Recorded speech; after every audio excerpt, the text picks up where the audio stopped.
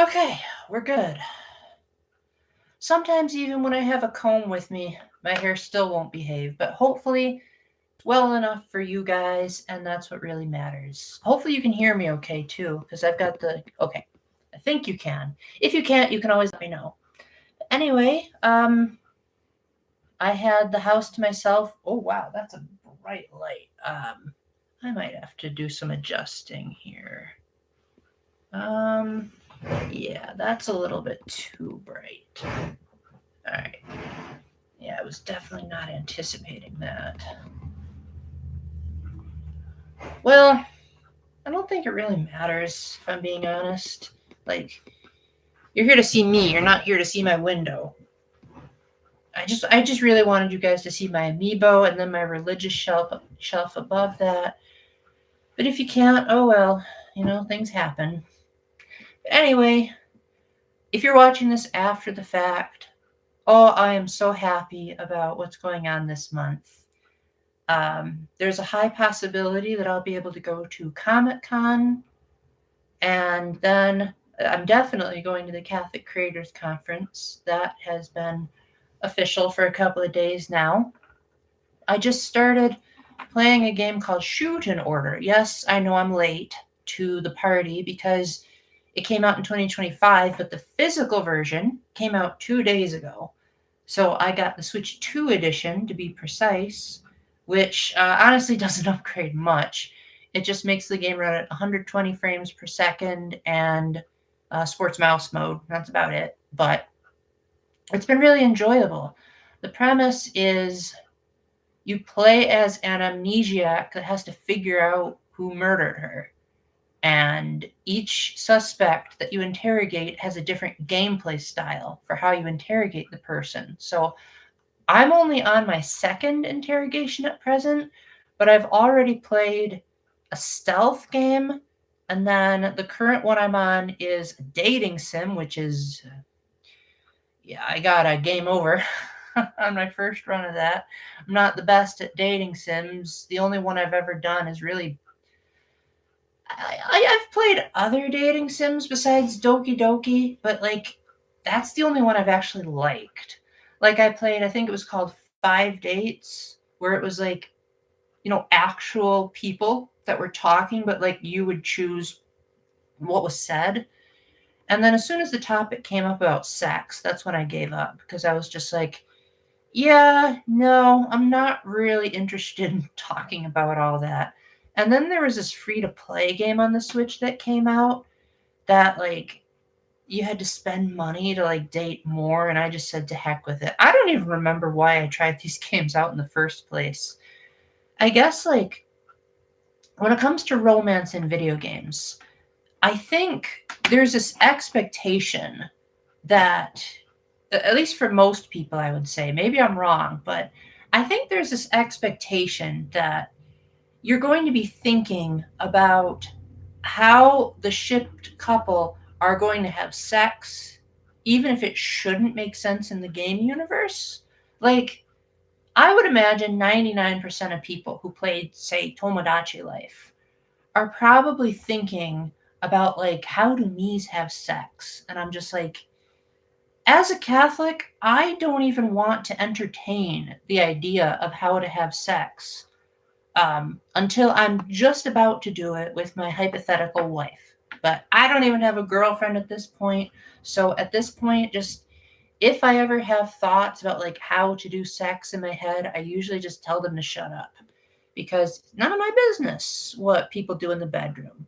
The only thing I care about is um, what makes my wife happy and what makes God happy. But again, kind of single and not ready to mingle in the romantic sense at this point. So, uh, we will just hope that there's some kind of trick to this game to make me be like, okay, all of this nonsense has been worth it.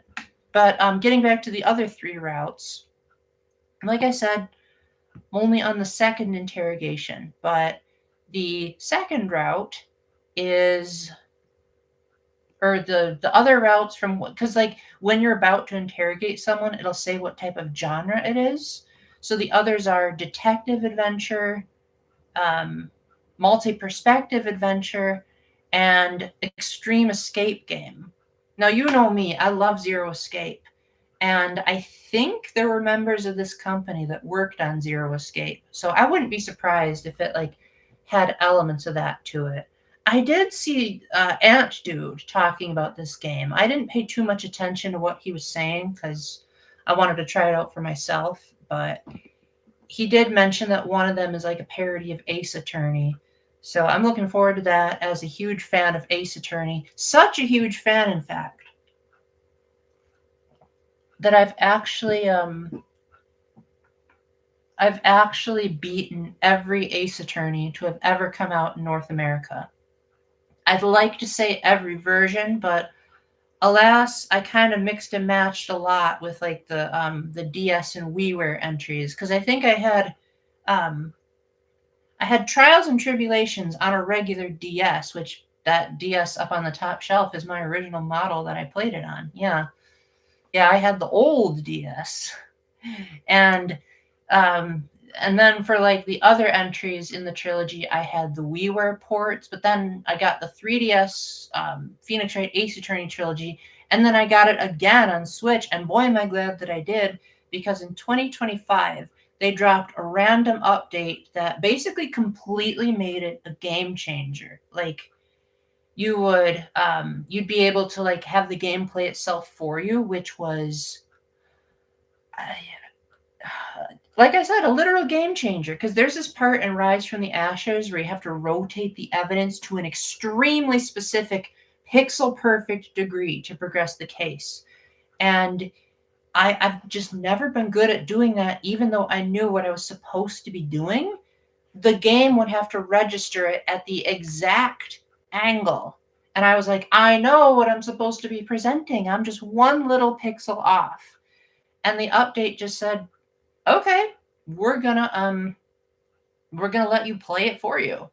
You also have the option to like pick specific parts of the chapters that you want to replay, so you don't have to worry about the investigations if you don't want to. Then there's like, you can play the soundtracks to all of them. There's a bunch of like Ace Attorney special CD arrangements. And just to make sure that there's no overlap between the Apollo Justice trilogy and the Edgeworth duology and the Great Ace Attorney Chronicles, these are like all new arrangements that I don't think have been made publicly available anywhere else. I'd be very curious if someone could prove me wrong, because it was the first time I'd even heard of this album. And I thought it sounded nice. It was like a jazzy slash piano rendition of these popular Ace Attorney tunes. And I found it very soothing. And the coolest thing about all of this, it was all free. For free. I was able to update a tried and true trilogy that I already had on the 3DS, now making the Switch version the definitive way to play all these classic Ace Attorney adventures. And I'm just so happy that we live in an era where developers are willing to do nice things and not charge us for it, even though realistically they probably should. But I think they figured that they wanted to catch up to the other Ace Attorney collections and didn't want there to be an asterisk in there. But whatever the reason was, it gave me a reason to talk about Ace Attorney again. And for that, I'm very grateful. Now, with regards to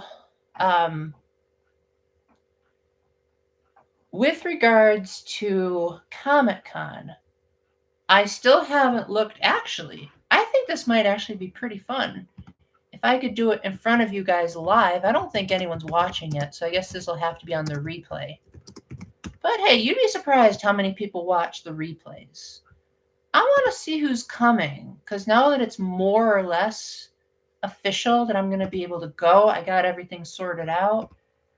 Let's see who I would know that I'd be excited to meet. All right.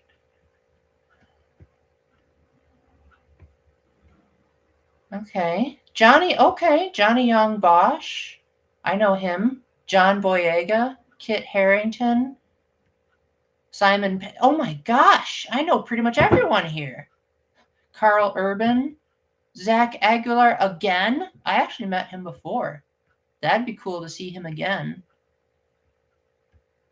Oh, wow. Dang, that's a lot of cool people. Okay, not seeing too many more that I know. Michelle Ruff. Okay, I do know who she is. Stephanie however you pronounce it. I know her too. Abby Trott. Oh my gosh, that is so cool. Wow. Oh my goodness, this is stacked. Well, let me see if she's coming on the day that I'd be there. Yup. Yup. She'd be there. You can get a free selfie? Oh my gosh. That is so cool. You can get a free selfie with Abby Trott. Oh my gosh. I love that. Oh, I love that. That is so great. Wow. Oh, hello, Kevin. Did you did you by any chance show up when I was looking at the guests for Comic-Con? Cuz they literally are letting you get free selfies with Abby Trott, who's, for those of you that don't know, she played Annette in Fire Emblem Three Houses, Takumi in Persona 5 Royal, someone else that I don't remember the name of in Persona 5 Tactica, who's different than Persona 5 Royal, and she also sang Lifelight in Super Smash Bros. Ultimate. I know what state it'll be in. I'm not gonna say. Might have given myself away a little bit, but I figured most of the people in this chat are nice people that aren't going to do a whole bunch of doxing. But how are you doing, Kevin? Any big news? Anything you're excited about going forward?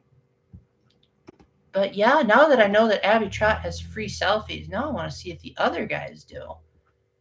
Because I would have to say, this is probably the most exciting lineup that I've ever seen for Comic-Con. I don't think I've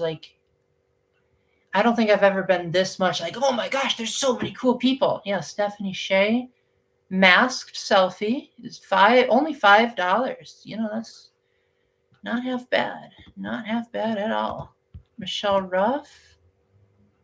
Okay, hers are a bit more expensive, but still. Seems like they must have taken a lot of backlash from the previous years, because I remember being just like, who the heck would pay that much just for an autograph? Like, it's literally just someone writing their name. Recovering from the infection? Oh, good. Glad to hear you're feeling better. Well, hopefully my big news will help you feel better. Well, I think I already told you that I'll be going to both the Catholic Creator Conference and Comic-Con. I am going to be wiped out by the end of this month, but like in a good way, because I've been wanting to do some kind of major Catholic event for like probably 5 or 6 years now. And yes, I have done VBS since then. Like, VBS is one of those events where you kind of like have to pretend that you're enjoying yourself, even though the real enjoyment comes from being able to teach the kids, and then you hope that they get something out of it, because at that age, they don't really say, wow, you're a great teacher, like high schoolers would. So it was neat that they literally said, like, okay, leaders, we want you to teach the kids about this particular word, which I thought that was cool. But then the water balloon fight was the only part of VBS that I truly said, okay, I am genuinely having fun, and this smile is 100% real. So I am hoping that, what was I going to say? I forgot. I am hoping that this Catholic Creators Conference feels more like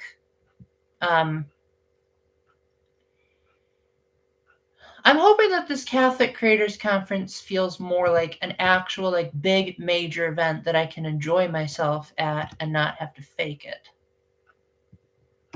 I'm currently looking through, oh my gosh, Zach Aguilar. Like I said, I met him one previous year. That's cool to see him again. Carl Urban, I know him from Lord of the Rings. Oh my gosh, his stuff is like super expensive. Simon Pegg, I know him from, oh, he's only going to be there on Saturday. I know him from the Harry Potter audiobooks. Yeah, definitely. Probably won't be seeing him. Kit Harrington, I also know him from the Harry Potter audiobooks. Lots and lots of, oh no, he's only there Saturday and Sunday. Okay, so is John Boyega. Johnny Young Bosch, he'll be there. Wow. Wow.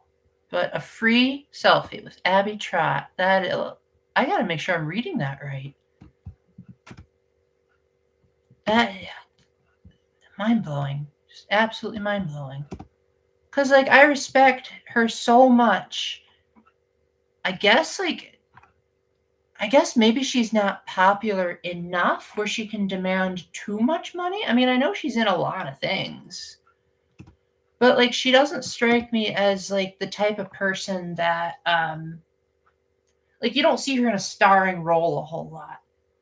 Oh, I wish you could go, Kevin, but there's I think there's like a bunch of different Comic Cons out there. Because I know some friends that live in California that they got to go to a Comic Con. I think there were some in New York that did. So just see like what state you live in and go from there. But yeah, I didn't originally like the idea of Comic Con. I was kind of afraid of all the crowds and all the noise. And then after the pandemic hit, I realized that I had taken too much of my life for granted. So I said, yeah, I think I should probably start trying more new things that I might not be able to try again. Oh, thank you. I'm glad you like the shirt. It's actually a Triforce of pizza. I guess I was just sitting down too much. It's a 3-in-1 type of T-shirt that my sister-in-law got me for either my birthday or Christmas one year. It's supposed to represent blue is my favorite color, pizza is my favorite food, and Tears of the Kingdom is my favorite video game. It doesn't have a Triforce, but you know the Triforce is like the emblem of Zelda. So you know you get the picture. Uh, I I wore it because I wasn't even thinking about live streaming until just a couple of minutes ago. But I was hanging out with a friend of mine, and I was hoping that he and his kids would notice the shirt, and they didn't. Either that, or they just didn't say anything. Yeah, you know what? Comic Con is actually a really great place to meet people. I wouldn't say I've ever like developed a lasting friendship with anyone there. But like usually when I ask for pictures, most of the people there are like really, really nice. Like even the people who are shy are at the very least not standoffish. So in all the 3 times that I've gone to Comic Con, there was only one person who ever said no when I asked for a photo op. When Charlie Kirk passed away, he went to a vigil and met a lot of good people there. You know what? This is probably going to sound super. You can add to the joke that I was born in the wrong generation. I didn't even know who Charlie Kirk was until everyone was saying he passed away. So isn't it sad that like I went all this time without knowing him, and what finally got me to realize who he was him dying. But like I said, I'm hardly ever into the trendy thing. I'm usually the type of guy that gets into things late, and even then, there's how do I word this? Even then, like I typically don't do things just because it's popular. He was a busy man. Well, what exactly happened? Was he like assassinated? Well, assassinations for a president. Um, was he like shot or something like that? That tells you how out of the loop I am. uh yeah, like right now, for example. I don't know if you heard this earlier, but I I was playing Shoot in Order. Definitely not a game that a lot of people have heard of. I know my brother hasn't. He plays most of the big name games like Assassin's Creed. So like when I was telling him about Shoot in Order, he hadn't heard of it. It's declared an assassination. Dang, that's a shame. It's a real shame that people think that violence is going to solve the problem when in reality, I think it's just going to cause more problems. Because then there's a riot, and then the killer, like, the killer's going to have like either a guilty conscience or like have to spend the rest of his or her life in jail. It just seems like it's a lose-lose situation from what I can tell. And there are going to be a lot of people who will like view Charlie Kirk's death. I know this much, that he was like a very outspoken Christian, possibly even a Catholic, and that a lot of people thought of his death as like a good martyrdom. He was shot in the neck. He was talking to a crowd in a college campus. He was just sitting there, never harmed anyone, not radical. He was respectful and fair. See, that's the exact opposite of what I've heard from other people. I heard that he was one of those kind of fire and brimstone kind of people, not the like you're going to hell type, but more so of just like, Jesus is this amazing, super phenomenal person, and you've got to go and you've got to repent. Like, that's the impression that I got of him from the little bit that I've heard about him. Maybe I just heard the wrong sources, or maybe like those sources had a certain bias. I don't know. Either way, I think that's cool that he was willing to stand up for what he believed in. Definitely the kind of guy I'd like to be on these live streams. Is I would love it if, and I know that people have said it. It's just that it's hard to tell how to take strangers seriously on the internet because you never know who's trolling. Because there was one time I made a post asking like if I had ever gotten someone to um, convert to Catholicism, and a couple of people did answer that in the poll. But here's the thing: it was a poll answer and not a typed out answer. So it made me wonder if they were just saying that to make me feel better. Because I've never had someone come up to me and flat out say, Paul, I decided I was going to convert because of your words. But who knows? Maybe I have a bunch of silent converters. I'm just readjusting my shelf of Switch games. I actually have somewhat of a collection now, if you can believe that.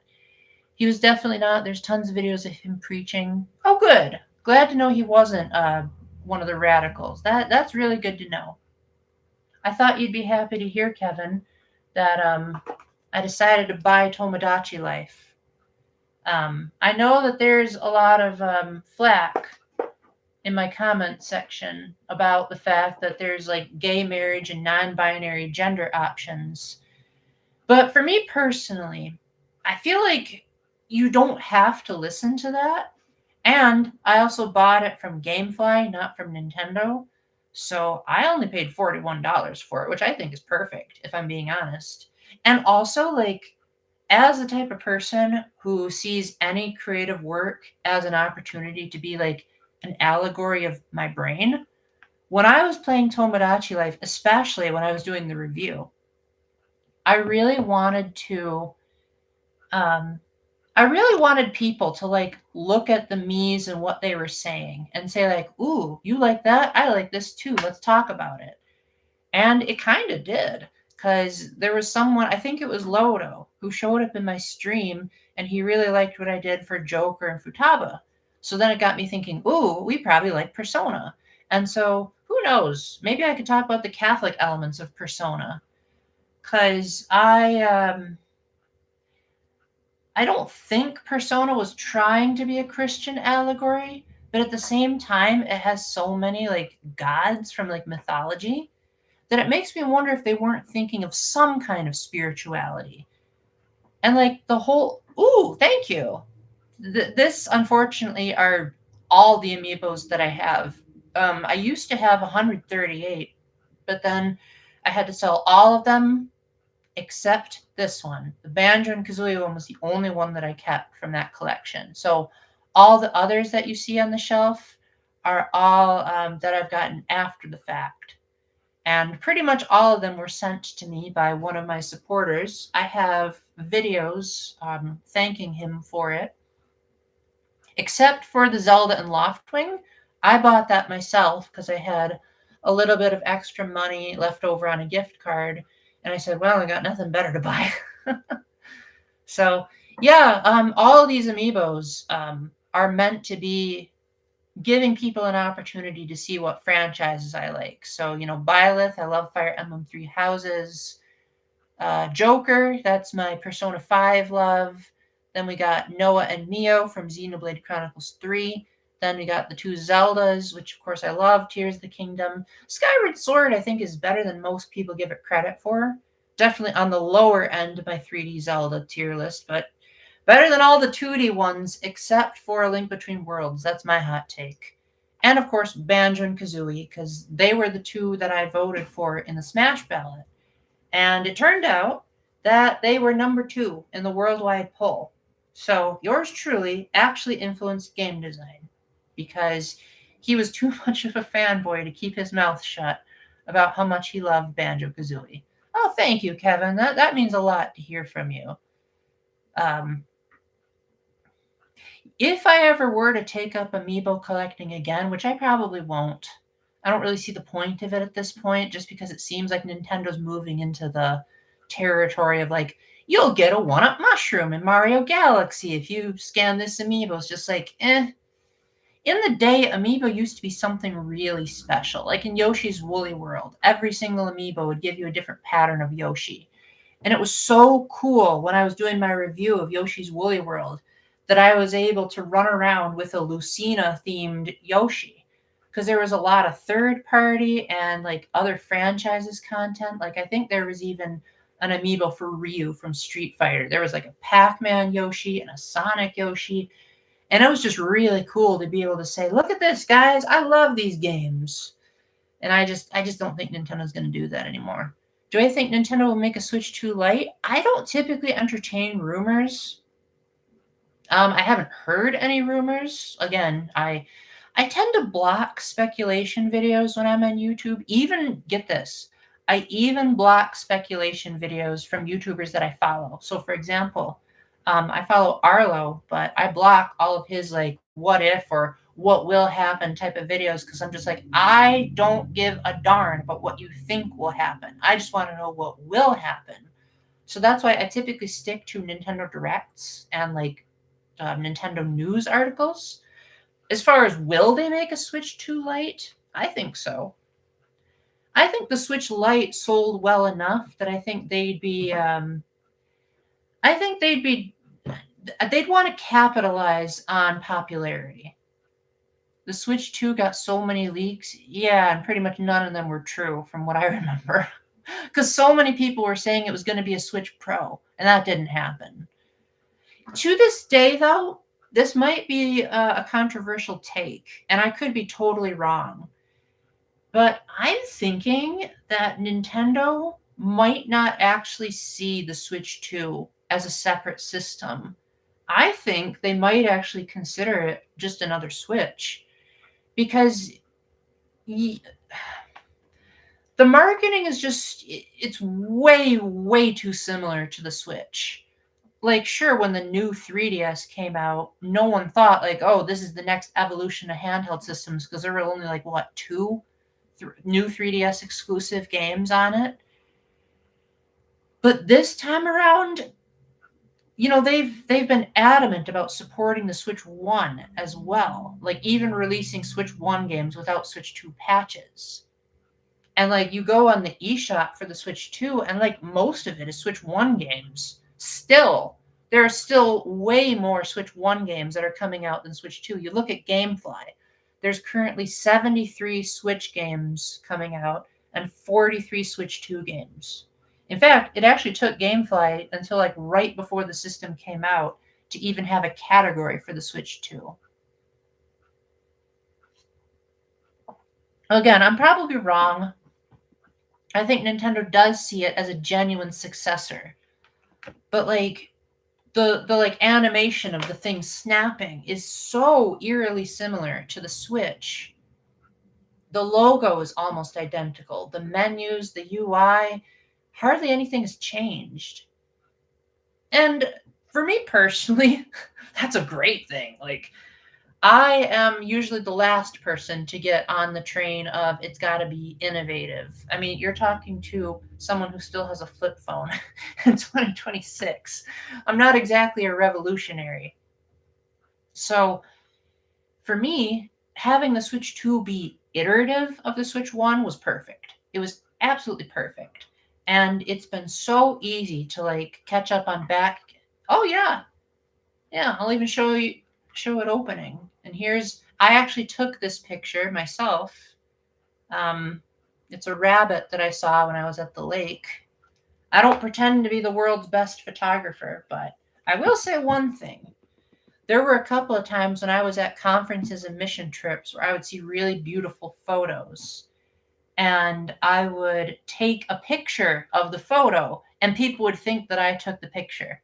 And I'd be like, no, that's a picture of a picture. So I must have done a pretty good job at like making sure it fit. Oh heck yeah! I would love it if they had more GameCube games as well. I remember not liking Double Dash when I first played it, but I'm willing to give it a second try. I might like it because the last time the only reason I didn't like it was I said it's not Mario Kart 64. But now maybe I'll appreciate the uniqueness. I know one thing I won't like, and that's the music. I can't stand Double Dash's music. It's just so like the trumpets are just so fake that it's insulting. So I'm definitely, if it weren't for the fact that I have so much respect for Charles Martinet, I would probably just mute the game if I was playing it, if I'm being honest. But as far as games I want to come to the GameCube expansion pack, I would love to see. Well, let me answer your question first. Do I feel like Mario Kart World is worth it? Not at $80. Definitely not $80, but I would say if you can get it for like between $50 to $60, then it's worth it because it was number 8 on my best games of 2025 video. So obviously I liked it a lot. I put it higher than 100 Line Last Defense Academy to put that into perspective.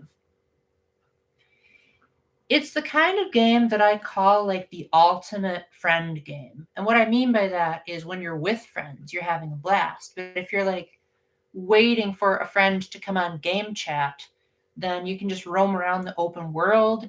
And, the scenery is actually quite beautiful. Like, it is genuinely a lot of fun to see, like, the different types of grass and see how the lighting changes things. And just this idea of exploring in a Mario Kart game is just, it's cool. It's pointless at the same time, which is unfortunate. Like, really your only rewards for the free roam mode are stickers and additional costumes, but again, you can get those costumes in other game modes. They're not exclusive to free roam. There's missions that you can do, but most of the missions are like really samey. They're either get the blue coins or drive through rings or race through a recreation of a Super Nintendo track. Now those are honestly pretty cool, actually, but I am the type of guy that I need some kind of progression or a story, and Mario Kart World has like no story. There are some things that you can unlock, but it's one of the dumbest unlockable systems I've ever seen in a video game. Like, in order to unlock new characters, you have to either suck them up with a UFO, which is extremely hard to find in the open world, or you have to get hit by a Kamek item, but you have to get hit in a certain course. So, for example, if you're looking for Fishbone, I'm pretty sure you have to get hit by it in Wario Shipyard. But thankfully, they added in an option for custom items so that you can just set it to only Kamek's turning on, and then you can get all the characters in a matter of minutes. I would say I'm only sort of nostalgic for Double Dash because I did play it quite a long time ago. But at the same time, I also was pretty bad at it. I beat my sister-in-law once, and I felt so proud of myself when I did. But I just remember not liking the controls. I didn't like how the drifting worked. None of the courses really blew me away, Like there wasn't anything that screamed like, "Oh my gosh, this is like top tier track design." The most I could say was it was a functional game. It felt like it wasn't rushed. Like Mario Kart 64, you could clearly tell that there were some cut corners because that game feels like it was slapped together in an afternoon. Are you the only one who feels like there's so many wasted character slots? I I have a love-hate relationship with the character slots. I like the idea that they added in so many like random enemies because I always love it when Nintendo acknowledges the underdogs. Like when I'm playing Super Smash Bros. Ultimate, some of my favorite spirit battles are like the characters that you would have never thought would ever make it into a Nintendo game. Like Harry, for example, not Harry Potter, Harry from Tellero Boxer. That's a Virtual Boy game. And yet, before Nintendo announced they were bringing the Virtual Boy back, they had a Tellero Boxer themed spirit battle after Harry, which I thought was super amazing because I was like, no one would have seen that coming. Or like when Nintendo promoted upcoming games, like they had Bravely Default 2 spirit battles. There were some for like Three Houses when Byleth came out. I love underdogs getting recognition. So my beloved Coin Coffer, he was always a pain in the neck to deal with in Mario 64, but it's great to see him back in a way that doesn't annoy me. But I do agree that I think like there's not enough unique Mario talking characters in the game. Like yes, Egad would have been great. Anyone from the Mario RPGs. I, I think um, I think it's unfortunate that Mario Kart World tried so hard to add in references to just about every Mario game out there. Even Skylanders Superchargers has a reference if you know where to look. But yet they have no references to the Mario RPGs or the Mario sports games whatsoever. Nothing from Mario Tennis, nothing from Paper Mario. Like you get like every other Mario spin-off. Like there's even a song based on WarioWare. There's even the Mario drawing song from Flipnote Studio. But we can't get a single remix from Paper Mario. It just seems very odd that Nintendo has this disdain for the RPGs and the sports. Maybe it's because they were developed by like, but no, that wouldn't make sense because if that were the case, then WarioWare was developed by Intelligent Systems, which were the same people that made Paper Mario. So yeah, that doesn't make sense at all. And then there's tracks from Donkey Kong Country, which was made by Rare. So that's even more strange. Because Rare also made Diddy Kong Racing, and there's no tracks from Diddy Kong Racing. Although, to be fair, that one does seem a bit more dubious. Because knowing Nintendo, they probably didn't want people to say, you allowed Conquer? Like something that's related to Conquer in your family friendly Mario Kart World game. Oh, I bet that would have gone over great with the legal team. But yeah, some of my favorite characters in Smash were. Yes, I loved the heavy hitters. Like obviously, Banjo and Kazooie were my two favorites. Byleth, I was probably the only person on the internet who actually was. My reaction when Byleth was announced was just uncontrollable laughter. I was laughing for the longest time because I was like cheering. I was just so happy.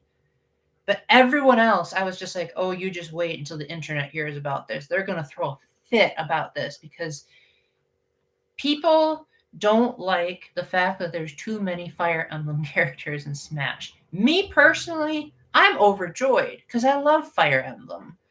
And I have played every single Fire Emblem that's ever been released in North America except for Fire Emblem Shadows. So I'm a diehard fan of the series. I don't want to say I love every entry in the series, but okay. Hope you have a great day, Kevin. Thanks a bunch for dropping by.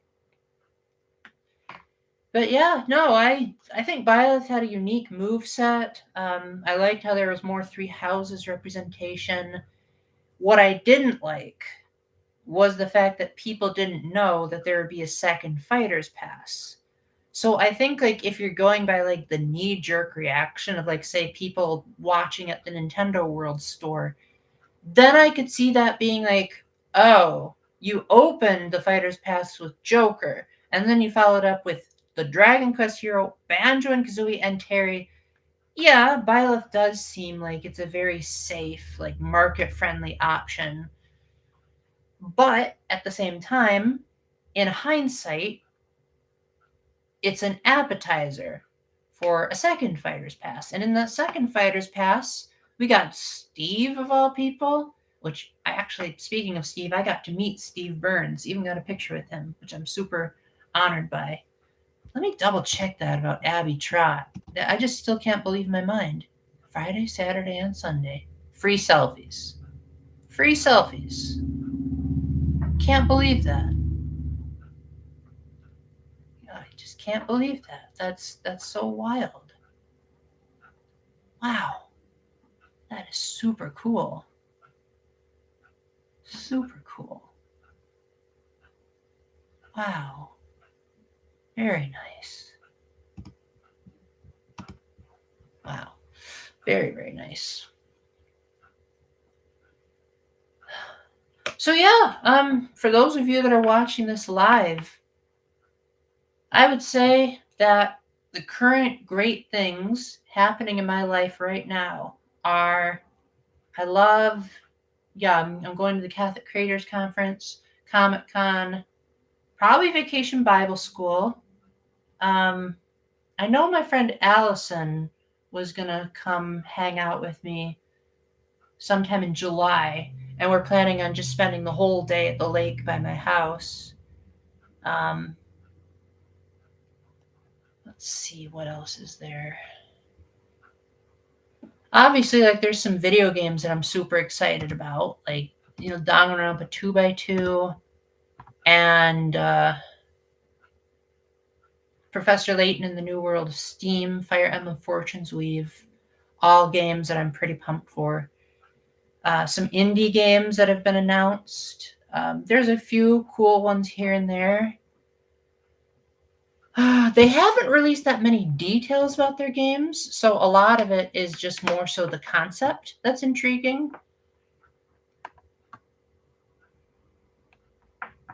Oh, this is super random, but I figured, you know what? I think I'll just show you guys my Switch collection because, again, I don't have that many physical Switch games anymore. So, oh, my shelf just sagged, so I hope that's not a bad sign. Yeah, so I've got Kirby Air Riders, the only Switch 2 game I have physical for. Then we have Tomodachi Life, Living the Dream. Again, bought the second hand. Then we got Breath of the Wild. I do have the Switch 2 edition. I just don't have the box for it. Super Smash Brothers Ultimate. Why are these covered in dust? They're like sideways against a shelf. That's weird. Mario Kart 8 Deluxe. The timing of buying this was insane. I literally bought this at GameStop the same day that the Booster Course Pass was announced, but I hadn't seen the headline about the Booster Course Pass. So I just thought, well, you know what? Might as well get Mario Kart on the go in its definitive version. Then I got home, I watched the announcement, and I'm like, boy, is it a good time to be alive. Another box from Mario Kart 8. What? I have two? Okay. I don't remember how that happened. Then we have Princess Peach Showtime. I will absolutely defend this game until the day I die. I think this is way too underrated. The Great Ace Attorney Chronicles. I don't think I'd ever give this one away. It's just, it's way too precious of a, like, you never would have seen that coming. Then I have Apollo Justice Ace Attorney Trilogy. I also have the Edgeworth Duology. I just don't have the physical version of it. I think I just downloaded it digitally. Then we have Mario plus Rabbids Sparks of Hope. I also have Kingdom Battle, but I have that one digitally because it was on sale. We have Mario Party Superstars. I also have Jamboree, but again, that one's digital. I'm quite a Mario Party fan. Not all of them, but some of them. Then we have, I don't think I'll show you the cover of this. You might not like it, but I've got AI the Somnium Files Nirvana Initiative, the only M-rated game in my collection. And then finally, the Labo VR kit. And I gotta say, I I do not consider myself to be a collector all that much. I'm the type of guy that, for me, renting is good enough. Like, even if it weren't for the fact that I wanted to make a stand against high game prices, I just don't. I don't personally see the value in continuing to hold on to, um, games that I probably won't ever replay, or if I do, it'll be like once every like 5 or 6 years. But as far as my digital collection, a few games that I have are I have a Phoenix Wright Ace Attorney Trilogy, Ace Attorney Investigations, Xenoblade Chronicles Definitive Edition. I never bought Xenoblade Chronicles 3, mainly because I just could not understand a word of that battle system. And we have the original Somnium Files. Regrettably, I bought No Sleep for Kaname Date. I didn't realize that game would turn out to be such a letdown. Oh well, at least I got some good escape rooms out of it. On my 3DS, I have all 3 Zero Escape games, plus Professor Layton versus Phoenix Wright. Please bring that to Switch someday, guys. That is the only Ace Attorney game we're missing. I have a lot of digital games. I have my Switch 2 right here if I ever wanted to double check. Unfortunately, a lot of the digital games that I have are games that I don't really like all that much. It's pretty rare for me to like keep a digital game and say like, "Oh, I want to play this forever." Like I would say more than half of my digital library are games that I wish I had rented, but either the option wasn't there, or I thought the price was reasonable, or it was before I realized that there could be really terrible games out there. Like, I think I've said on quite a few occasions that the game that got me to realize, like, yeah, I need to be more careful about what I play was Lost Lands Dark Overlord. It was so bad. It was easily in the spot for, I think it was like the worst game of 2021. And I just said, never again. I said I was going to be way, way, way more particular about downloading games. But we got 5 people in here. That is so great. I hope you guys will come say hi, because I get tired by just hearing myself talk. So I hope you'll realize that I also used to be really shy. I remember when I was in high school, my very first youth group meeting was questionable. I saw that there were about, I think, 5 people in the group. And I ran into the back room panicking, and I started crying, saying, "Oh my gosh, there are so many people. What am I going to do?" And so thankfully, my neighbor was there with me, and he helped calm me down. And so I went back, and yes, I was a bit unnerved by the people there.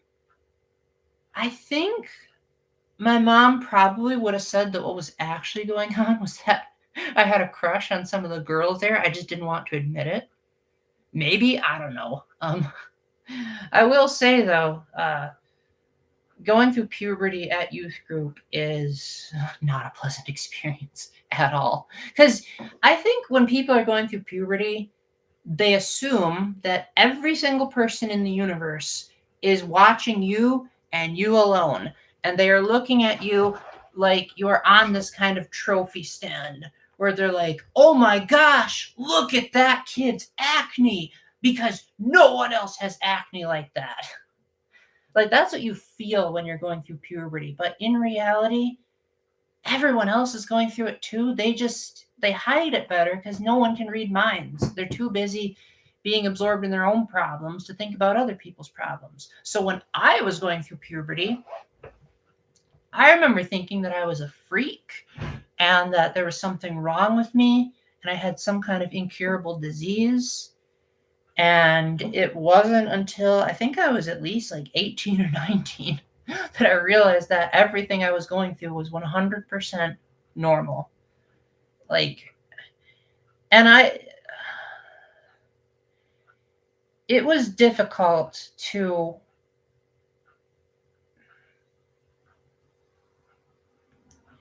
It was difficult to be around girls during that time because I didn't really do a whole lot of research on like what girls go through during puberty. So I thought that we guys were these horribly oppressed creatures and that God secretly hated us. And it was a very toxic mindset to be in. And thankfully, I was talked out of it. And now most of my friends are women, and I cannot thank them enough for being in my life. Like, I've had some of the best times of my life hanging out with my female friends, and I wouldn't trade them for anything. But I guess like I think what made me feel so awkward when I was an adolescent was this idea that to this day, even to this day, when I have so many friends, I've never felt like I fit in anywhere. Like ever. Ever in the history of ever, I've never felt like I could fit in. I didn't want to fit in per se, but I think at the very least, I wanted someone to comprehend my pain. Like, even if they couldn't empathize with it, that they could at least sympathize. But I was too much of a chicken to be willing to open up about what I was going through. And then I assumed that all these other guys weren't going through what I was because they didn't talk about it. Because guys don't typically open up about their problems as much as girls did. So, like every other guy in the youth group, I would think, why do they all have it together and I'm just such a wreck? When in reality, they probably were also a wreck. They just showed it differently. And people in my youth group that I've talked to after the fact more or less alluded to that. Like, I might have said some weird things here and there, but they said other weird things. We were just different breeds of crazy.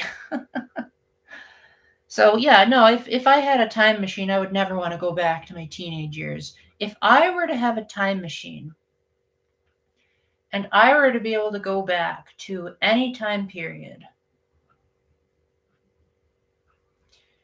I would easily say probably my first mission trip. I would love to be able to revisit. The spiritual energy was amazing. And again, no one else is talking, so until someone shuts me up, you're getting me reminiscing about my mission trips again.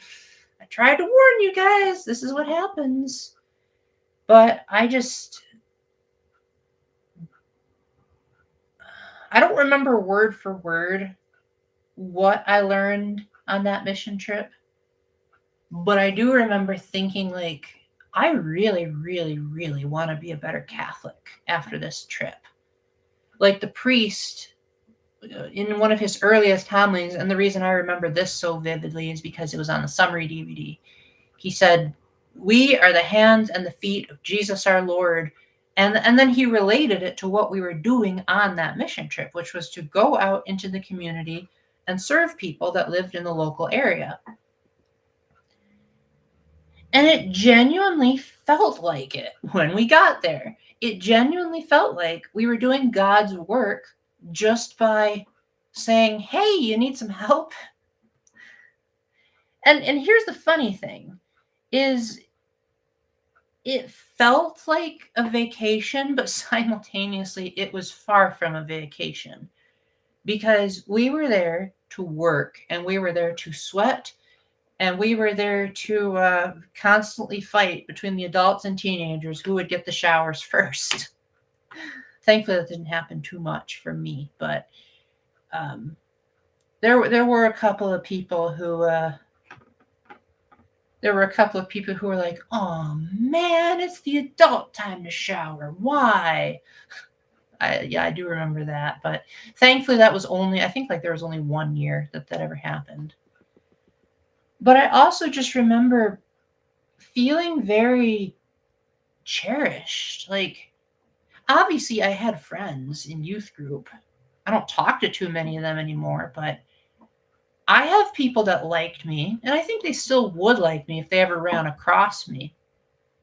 But on mission trip, it felt like I was more brave to be able to like speak out about the faith and about the beauty in God's creation. In retrospect, it's so silly that I didn't realize this ahead of time. But I think my memory's coming back to me about why I was so popular with the girls on that camp in particular, even though I was sexist at the time. And that's that I was talking a lot about like beauty and respect for God's creation throughout that mission trip. And I kept talking about like how good of a job God did with his creations and how everything had a purpose. And I think when you're talking to teenage girls, image is a really big thing for them. Like they want to know that they are beautiful, and they want to know that they're not just an awkward clump of hormones, and that guys are also an awkward clump of hormones. We just have different problems. And I think they must have detected that I had this aura of innocence to me, I guess, for lack of a better word. Like, I don't think any of them got the impression, at least if they did, they did a terrible job of showing it. I don't think any of them got the impression that I was like trying to make myself look good.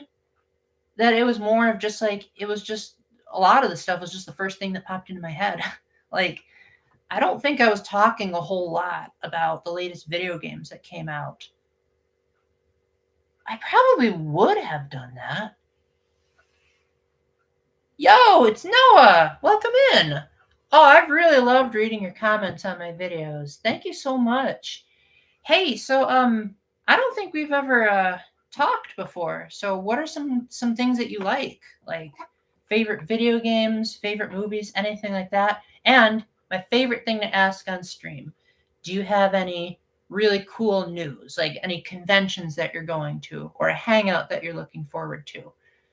Because if you know me, I hate it when I ask people how they're doing and all they say is good. So to combat that, I will say, all right, let's hear everyone's good news so that you have to say something. Your son was just born. Very nice. Very, very nice. Congratulations. Oh, I always love it when new life comes into the world. That's why I'm so happy that I have 5 nieces and nephews. I have 2 friends of mine who are expecting kids. One is expecting his third. And then I have another friend of mine, the same girl that helped me out on my first mission trip. She's having her first kid. And she attributes it to the power of prayer. Favorite interests, you like Christ, Nintendo, and Minecraft. Okay. Well, you probably can guess that I like 2 of those 3 quite a lot. As far as Nintendo, I'm a pretty big fan of most first-party Nintendo games. I say most, not all. I like a decent amount of Mario games, decent amount of Zelda games, but again, not all of them. I have some pretty unpopular opinions. Like, don't get me started on Wind Waker, for example. I love Fire Emblem.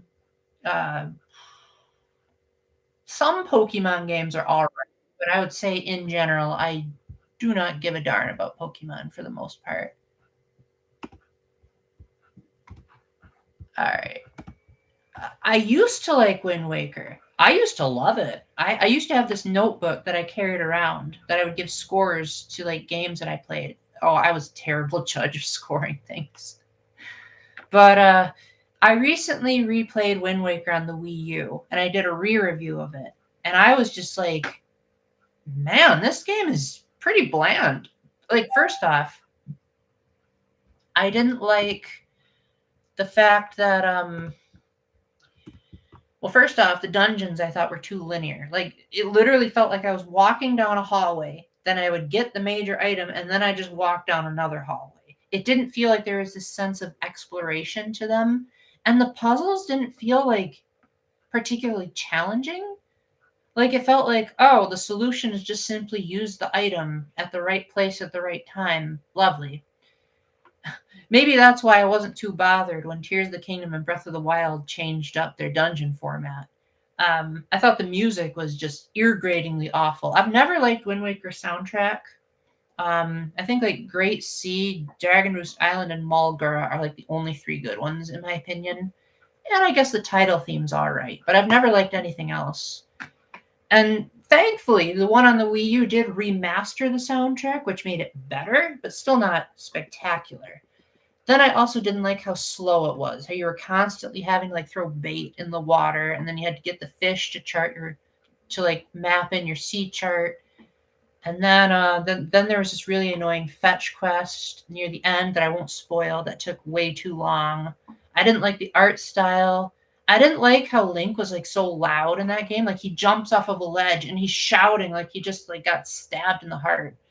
I thought the graphics were bad. I do like the combat and I do like the story, but that's about it. Yeah, the dungeons do lead you to where you need to use the dungeon item after you get it, so you don't really need to remember. However, if you're looking for all the secrets, memory, and puzzle. Yeah, I'm not much of a completionist, so Wind Waker to me seems like a completionist's nightmare, where it just seems like there's so much sailing around, and I'm not the biggest fan of the sailing in that game. I think the Swift Sail did a pretty good job of offsetting it in the Wii U version. So it made it very, very painful when Wind Waker came on to GameCube Online, and I said, all right, I'm going to see if I can at least beat it so that I can review it and tell everyone why I don't like it. And I got to, I think it was like, I just beat the Forbidden Woods. And I said, I am just having a miserable time with this game. This is terrible. So I've decided I'm just...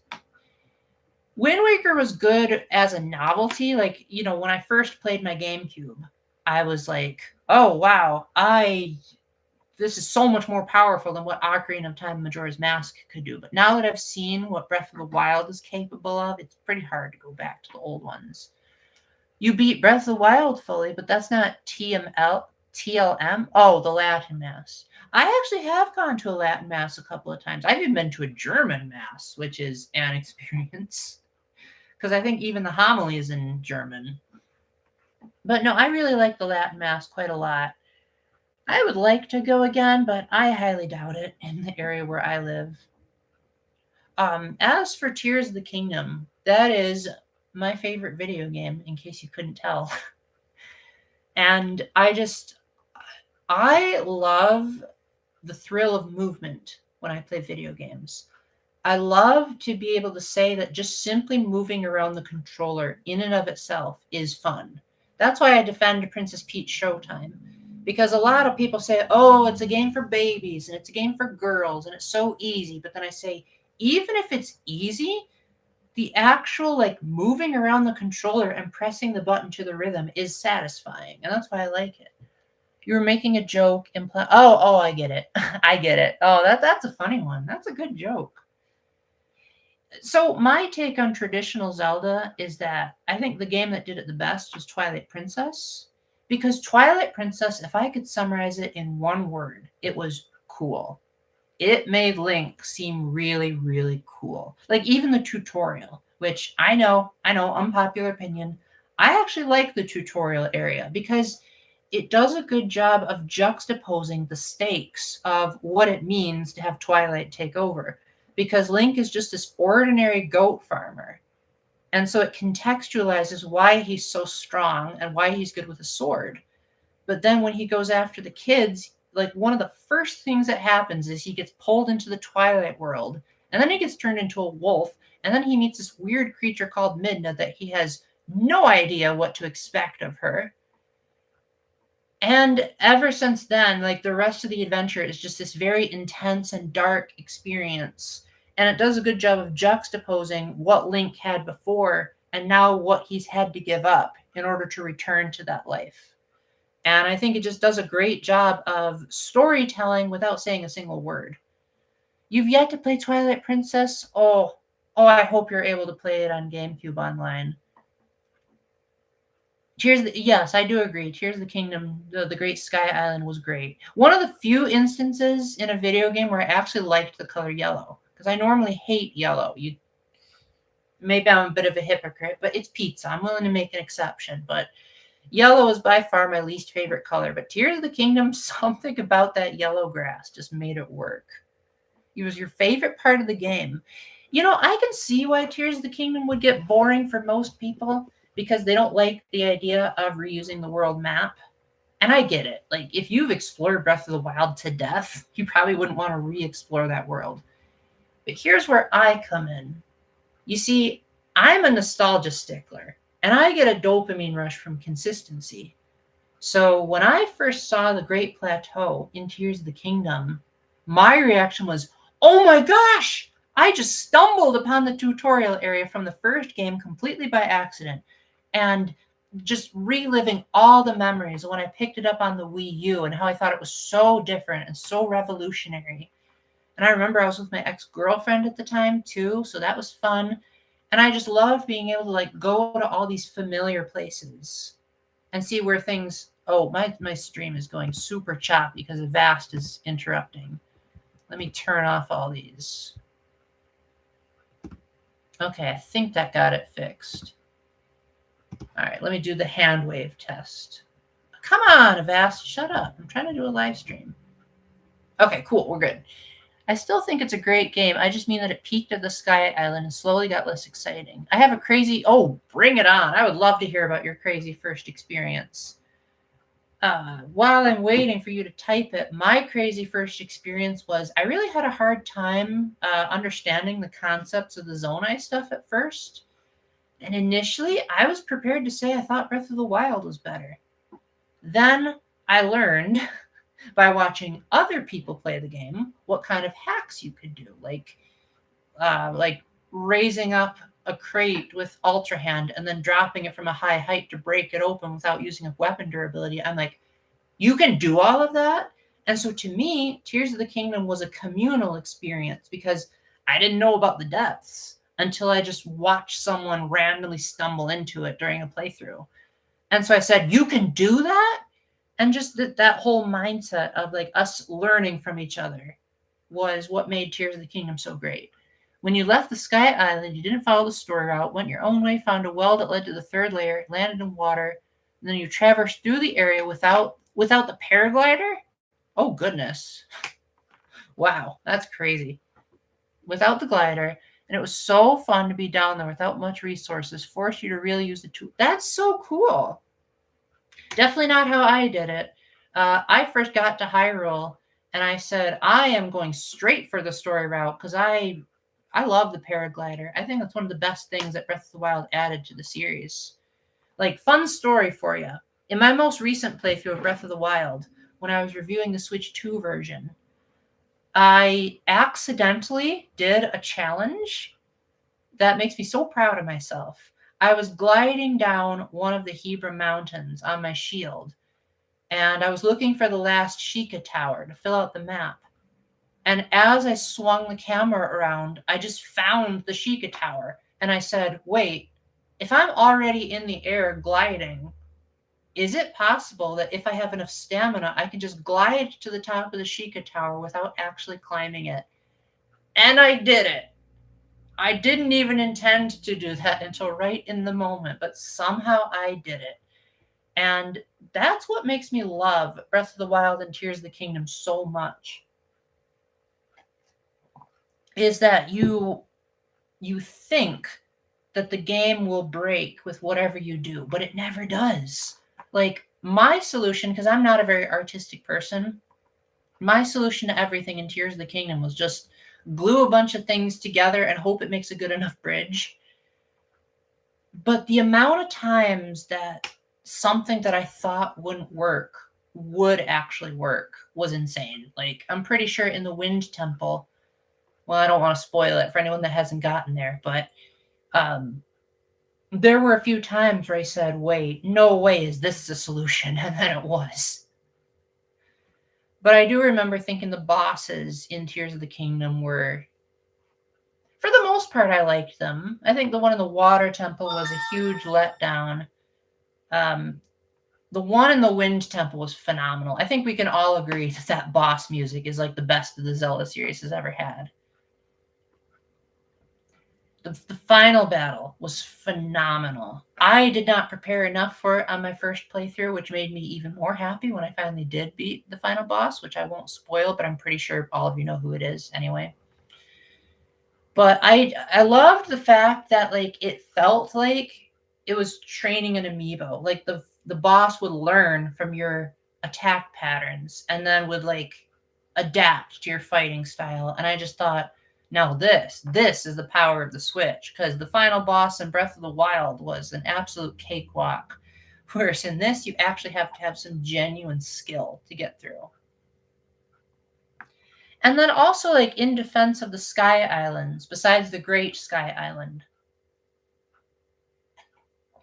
I've heard people online complain that, they're too boring, they're too repetitive, and I wish that there was more to them. And here's my response to it. They are a great place to farm resources. Like, that's one of the only places where you can get Sunbellion flowers, which are essential in the final battle because they negate gloom effects. So you're getting one of the most precious materials in the entire game. Also, that's one of the only places where you can get new Zonai devices.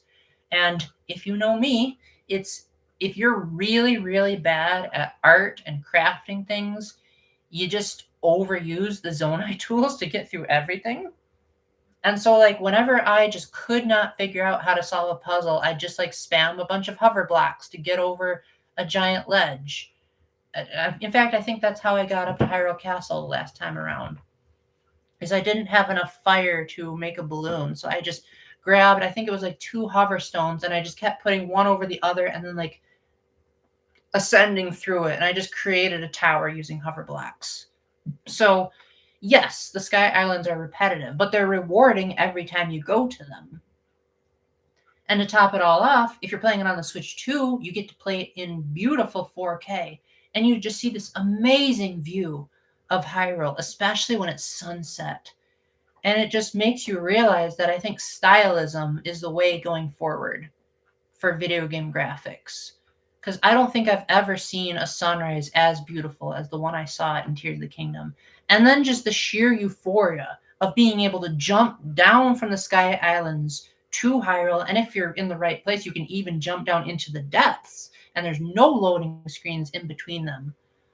Oh, it's such a fun experience to just have that much airborne freedom. Yeah, I am the champion of unpopular opinions, and usually after I tell my unpopular opinions, people usually end up agreeing with them. Like, I'm pretty sure I convinced quite a few people to like games that they previously hated, and then I got them to hate games that they previously liked. Like, I love Professor Layton versus Phoenix Wright. In fact, I love it so much. I love it so much that I ordered it day one, and to prove it, I even kept the receipt, which I'll show you the boring side. I kept the receipt, but because I wanted to remember the day that I got it, and it was 8/29/2014 by Kevin was the name of the guy who gave me the charge.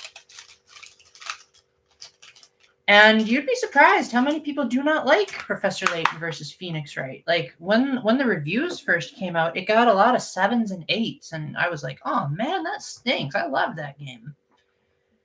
And it seems like there's a bit of a resurgence towards like people actually wanting to see it again. So hopefully my channel can spark the revolution if I can figure out a fun way to do it. But you said you liked Nintendo in general, Noah. So what other games do you like besides Zelda? Like, do you like Fire Emblem, Mario? Another Code, I recently re-got into that through Another Code Recollection. And then I recently bought Trace Memory off of Amazon, and I love that. I don't like the fact that there's a sliding puzzle that is randomized every time you play the game, but if you can look past that, the game's great. It has one of the most ingenious puzzle systems I have ever seen. Like people say Phantom Hourglass is the most genius way Nintendo ever used the DS. They haven't played Trace Memory yet. That's all I'm going to say. Platformers are your favorite? Okay, cool. Donkey Kong Bonanza was my number 3 game of 2025. I loved that game so much. The finale was on another level. It gave me Twilight Princess vibes, because if you know anything about Twilight Princess's finale, it's that it just goes wild. Again, it's the game that makes Link seem cool. And Bonanza was like the closest I've ever come to that level of insanity in a 3D game. I think like in terms of a 2D game, probably like the finale of Super Smash Bros. Ultimate was one of the best final bosses I've ever faced. But Bonanza came pretty close for a 3D boss. And I actually think the fact that the frame rate chugs at the end was actually helpful for me. Because, like, while the attacks were, like, coming in slow motion, it helped me to dodge it better. You 100%ed both of those games? Dang. You got way more courage than me. I didn't 100% Odyssey, but I did beat The Darker Side of the Moon. And I've never been able to rebeat it since then. But I just remember thinking, like, it was definitely one of the easier, like, post-game levels, because I had beaten the perfect run in Super Mario Galaxy 2, which I got to be so good at it, I started to be able to speedrun it, and my sister would get annoyed because she'd be like, can't you play any other level in this game? And unfortunately, I don't think I'll ever be able to play it again, because I don't think we have Super Mario Galaxy 2 anymore. And if we did, I think my Wii might have busted, or something like that happened, where it's just not going to be possible to ever play it again. Okay, Celeste. I do love Celeste. My review of it had a terrible microphone, but I do really like it. Super Meat Boy. I've heard that game is like stupid hard, but then again, so is Celeste, and yet I beat Celeste, so maybe. The End is Nigh. I've never heard of The End is Nigh. Would you care to tell me about those? In terms of platformers, I love Sonic games, most of them. A few of the 3D games are iffy. I like Rayman Legends Definitive Edition, definitely a very underrated platformer. Tori Saturn, that's a pretty good indie darling. Got S ranks on all the stages because it was so good. Some of the Mario games are pretty good. I definitely have some unpopular opinions there too, but I would say that my favorite Mario game is probably Thousand Year Door. But my favorite Mario platformer, that would be probably Super Mario Odyssey or Super Mario Galaxy 2. I'm pretty undecided. The End is Nigh is a precision platformer that's made by the Meat Boy creator, but it's the opposite. Instead of being fast and slippy, you're slow. Oh, interesting. Let me see if that has a Switch version, because that might be something I'd be interested in. Okay. It was on the Switch. Okay. Is it rentable, though? Because I typically rent games instead of outright buying them. So let's see what we got here. The End is Nigh. Yes, it actually is. Interesting. That actually looks quite a lot like Celeste. Huh. Well, look at that. You got me intrigued. Alrighty, well. Yeah, I'll see what I can do whenever I've got some room. Right now, I'm playing Shoot and Order, and then the 2 games that I'm waiting for in my queue are Yoshi and the Mysterious Book and Bubsy 4D. I gotta say, Bubsy 4D, I have pretty mixed feelings about it. It could just be a skill issue, but it feels like sometimes the camera is not as responsive as I'd like it to be. Did I know there's an anime? Oh, yes, I did hear about that. Leave it to you, Jebel, to know the Pac-Man news, but glad you could make it in. I thought you'd be happy to hear that I started playing a game called Shushin Order, which was made by the same guy who made Danganronpa and 100 Line Last Defense Academy. Boy, does it feel like a Danganronpa game. The premise of it is that you have to figure out who murdered you, but like each of the suspects have a different genre for interrogation. So like one is a stealth game, the other is a dating sim, then there's a multi-perspective adventure, an Ace Attorney parody I think was one of them, and then an escape game. So I'm really liking it so far, and it runs at 120 frames per second if you have the Switch 2 version. You 100%ed Meat Boy and Celeste. Oh man, good for you, Noah. That is amazing. Can you spell the game name in chat? Yeah. There you go. It's a bit of an expensive game. It costs $50 if you're going to get it digitally. But the physical version just came out today, both for the Switch 1 and the Switch 2. In my opinion, I don't think the Switch 2 version is essential because I looked on the eShop page to see what had changed. Apparently, they didn't even change the resolution. It's just that now you can get it to run up to 120 frames per second, which it's not that demanding of a game, honestly. So I don't really see why it was necessary. And you can play in mouse mode. But again, there's nothing in the game that screams you have to play in mouse mode. Like, as far as I'm aware, it's not really a shooter. And like most of the areas where you do have to like move a cursor around, the stick moves it around fast enough where it doesn't feel like you're at a disadvantage. So I would just say save yourself the money and just get the Switch 1 version. And it's not even that pretty of a game either. Like it's stylistic. It's meant to look like it's a comic book, I would say. Very M-rated though. Definitely not for the faint of heart. Not as bad as Danganronpa, though. I think it's... Well, no, one of the villains in the stealth section does have a pretty gruesome murder method, so... I guess, like, it doesn't feel as intense as Danganronpa because the settings are so different. Excited for SMM... What's SMM 3? Super Mario Maker 3? I mean, I would love a Super Mario Maker 3. I love Super Mario Maker 2. I love the fact that they added 3D world levels to it. I like that Link was added into it later.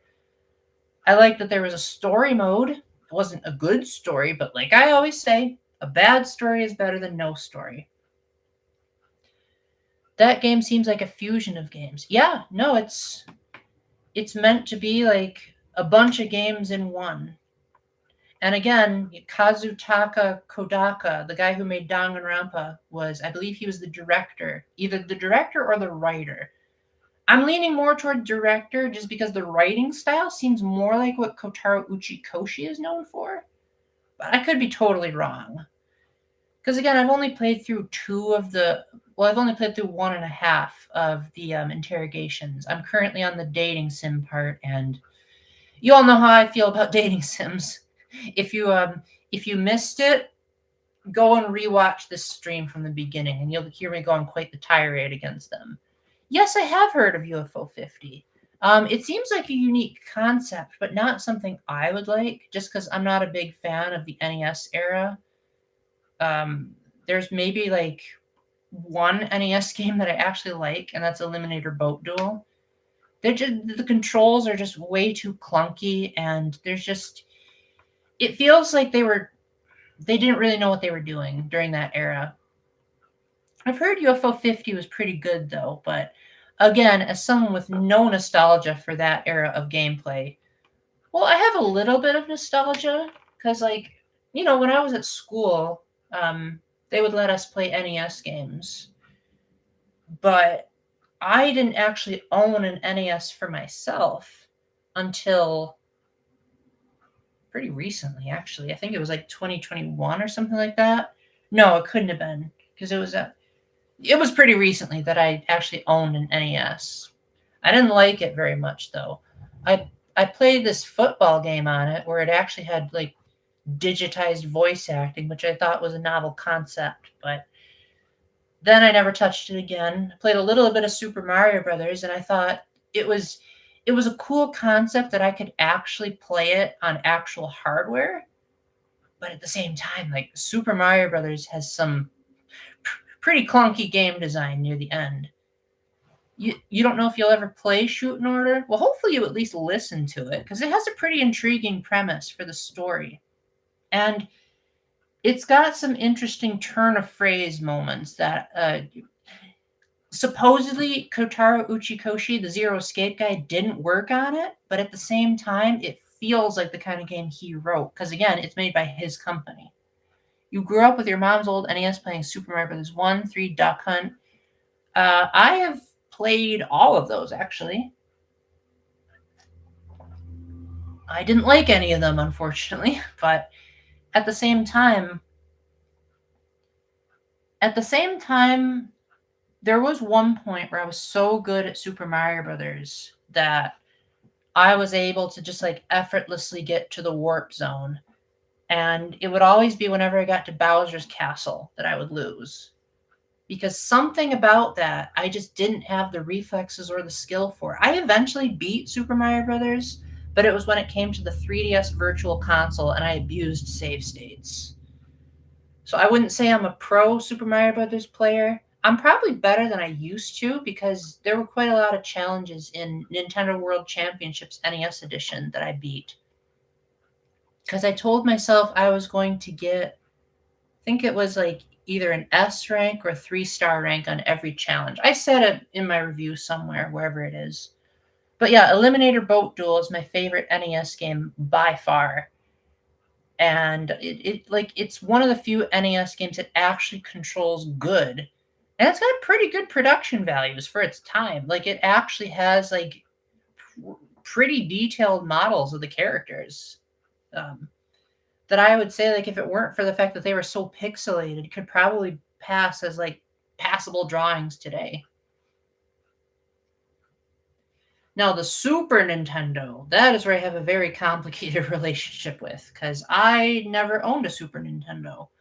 Um, I've owned every other Nintendo system except I think the only ones I've never owned were the Virtual Boy, the Game Boy, and the Game Boy Color.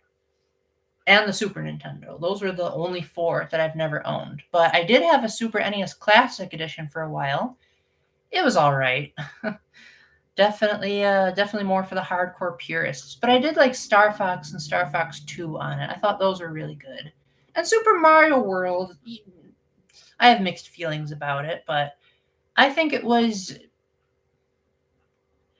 a good game that I don't think I'd be able to beat without save states or a guide. Your parents got all the Nintendo consoles besides SNES and N64.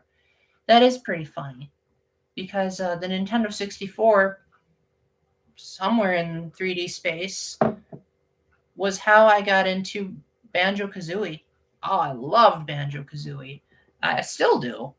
Obviously, it's aged a bit. There are certain parts of it that I think would probably be unbearable for modern gamers.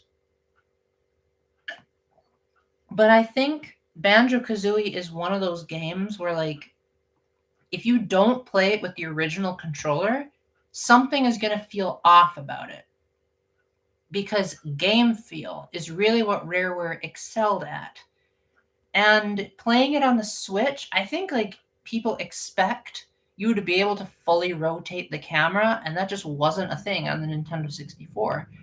And if you play it on the original controller, you don't have that muscle memory gap getting in the way. Oh, good. Glad someone else loves Banjo Kazooie. Yeah, I used to love Banjo Tooie, but the more I replay it, the more I realize that it's kind of too big. And I've never 100%ed Banjo Tooie, whereas I've 100%ed Banjo Kazooie, I think at least 3 times. I certainly wouldn't 100% it nowadays. But, it was a pretty cool completion reward. I know I don't like 3D World. There are parts of it that I like, and I do like Bowser's Fury, so at least I think the remake did a good job of like having an all new game in there. Um But I would say that 3D World by itself was definitely not what the Wii U needed during that era. It needed an inventive new 3D Mario game that did something that had never been done before. And yet its big gimmick was 4-player multiplayer in 3D. Like, okay, the Wii U really needed that. Okay.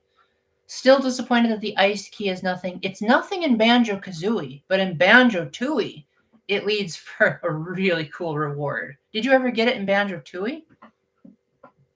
Because I don't know. I really like what it gave you.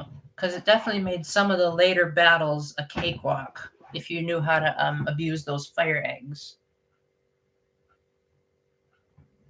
You don't know what it does in Banjo Tooie? What it does is it unlocks a safe that has a Mega Globo inside it.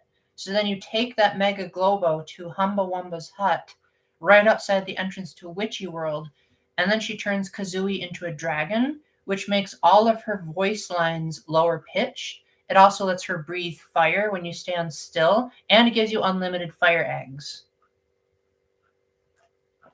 So that means you never run out of ammo. And so if you're in the final battle and you're starting to run low on eggs, just spam fire eggs. And it becomes I wouldn't say it's a cakewalk by any means, but it becomes easier. Then again, I don't think I'll ever play Banjo Tooie again, unless if it's on original hardware. Because I tried playing it when it came on the Switch, and my muscle memory was just completely gone. I thought the controls were too inverted when you're trying to aim the eggs, and I guess like with a Nintendo 64 controller, it just feels more natural to be inverted. Yeah, no, the ice key, where do you get it? I think it's in Jinjo Village. You go off to that like sandy area, and then when you have the grip grab, there's like a wall that's slightly cracked. And so you shimmy along that, and then it takes you into this cave where you see a Nintendo 64 game pack. When you break it open, then it has the ice key. And then you go to Glitter Gulch Mine, and there's a water area that you can get to by just using the running shoes to cross the river. And then you press the switch to open the door, and then there's a boulder that has Kazooie's face on it. You break that open, it takes you to a safe that has the Mega Globo in it. And then again, unlimited fire eggs, fire breath, and lower voice lines for everything Kazooie does. Did they reference that in Smash Ultimate, though? I don't think they did. No, I think they just kept the regular voice lines. But speaking of Chris Sutherland, oh my goodness. So for those of you that don't know, Chris Sutherland was the programmer behind Banjo-Kazooie. He was also the voice of Banjo and Kazooie. And then later, he and former Rareware executives formed their own company called Playtonic, where they wanted to make their own kinds of games that Microsoft wouldn't let them. So they made a spiritual successor to Banjo-Kazooie called Yooka-Laylee. And Chris Sutherland actually was the voice of Yuka and Laylee in that game. And he also programmed it. And then they even did a rap song, which was a parody of the DK rap called the Yooka-Laylee rap. And he sang in that, which again, he also sang in the DK rap. And then in 2025, they remade the game again called Yooka-Replaylee because no one liked Yooka-Laylee, including me. I thought it was terrible. I rage quit after I think it was the third or fourth world. And people ended up saying Yooka-Replaylee was basically perfect, which they did not say about the original game. But then there was one complaint that they had about the Switch 2 version, and that was that it only ran at 30 frames. So Playtonic put out a statement saying that they didn't have time to get it in 60 frames, but that they were going to implement a patch as quickly as possible. Eventually, they made it a whole marketing campaign. And part of the marketing campaign was that Playtonic made a video where one of the executives went into Chris's office and said, like, they're calling us lazy devs. Look at all these people saying we can't get it to run at 60 frames. So then Chris said, let's do something about it. And again, you can totally tell it's the Banjo voice. So then he looked out and he saw all these Platonic employees like being lazy and just doing things like eating pizza and playing ping pong. So then he pulled out his finger and he said, "Let's get it to 60!" And that was like the official reveal trailer for now. There's a patch in Yooka-Replay where you can get it to play at 60 frames. So the voice of Banjo struck again. Yeah, I heard Yooka-Laylee wasn't good. How different is Yooka-Replay? It is basically a complete reimagining of the old game, like pretty much from scratch. You get most of the moves from the start instead of having to unlock them. There's like a new collectible called quids, which you can use to buy. There's more tonics to buy. There's like costumes. The challenges are pretty much all of them are either redesigned or they have like better camera angles. The camera is much better. The controls are much better. The gibberish voice acting is slightly less annoying because now it like goes by faster. And it's also like in a different font so that it's easier to read. The minecart levels are pretty much completely redone so that they actually function closer to Donkey Kong Country standards. They're still kind of clunky, but nowhere near as bad as they used to be. Then some of the music was redone by the Prague Philharmonic Orchestra, which Grant Kirkhope, who originally worked on the original game, also supervised the orchestra because it was only his songs that they rearranged, including the final battle theme. You know, Grant is the master of writing boss battles. Like I said, it's pretty much from the ground up remake. Like it's the same worlds, but like they're more compact. Some of the interior areas are completely different. It was my number 4 game of 2025. Yooka-Laylee was one of the worst games I've ever played, and yet Yooka-Replay was number 4. So very, very good conversion. You even get a discount if you already own Yooka-Laylee. Despite 3D World being the bottom 3 3D Mario game, it is still a fun game. Hey, you know what? If you like it, cool for you. The main reason I don't like it is because the depth perception is terrible. Like I can never tell where I'm supposed to be jumping because the camera angle is so isometric. I will admit though, playing it on the Switch is way better than playing it on the Wii U. The way I present it seems like Replay is a real understatement. I think it's basically a brand new game. It just happens to share levels and characters, but that's about the only similarity there. Like pretty much everything has been touched up from the ground up. Like the graphics are like up to modern standards. Now even the Switch 2 version runs at 60 frames. The boss battles are pretty much completely redone so that the ramp boss in World 1 is actually doable. And now he's a cakewalk, but still, he's doable. And there's more challenges to do. Rextro's games are completely thrown out so that now they have these all new levels that are kind of like Captain Toad levels. And again, like a full orchestra was used for a lot of the songs.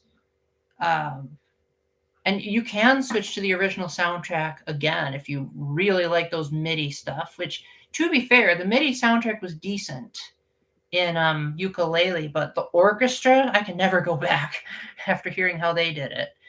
And it's Grant Kirkhope's songs that were rearranged with the orchestra. And you know him, he cannot do wrong when he composes a video game soundtrack.